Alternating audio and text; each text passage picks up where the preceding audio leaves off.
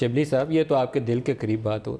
नहीं नहीं, बिल्कुल इसमें तो कोई शक नहीं है कि ये सारी चीज़ें जो ख़ास तौर पे जो इदारे जो कि जस्टिस और रूरल ऑफ लॉ के झंडे को जिन्होंने पकड़ा हुआ है, तो उनसे तो आपकी एक्सपेक्टेशन डिफरेंट किस्म की होती है और आपकी उम्मीद रखते हैं, बिकॉज आपके पूरा जो सोसाइटी का या मुल्क का जो निज़ाम है वो उस पर ही चल रहा होता है। अगर वो उसमें ऊपर ऊंच नीच होगी तो जाहिर है कि वो फिर उसकी ऊंच नीच के जो जो असरात हैं वो पूरे मुल्क पे, पूरी सोसाइटी पे पड़ते हैं।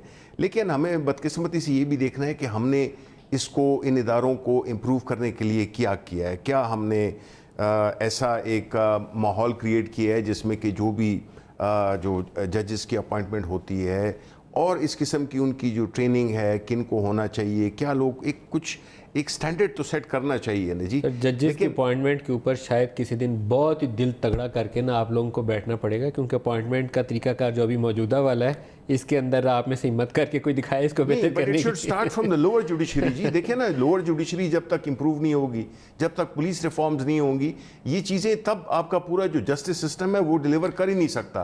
क्योंकि जो बुनियादी तौर पे आपके जो वो है, जो फर्स्ट ईयर ऑफ जुडिशरी है, वहाँ से आपको काम करना होगा और वो उस पर काम हुआ नहीं है। बदकिस्मती से माजी में काम नहीं हुआ, कभी भी नहीं हुआ।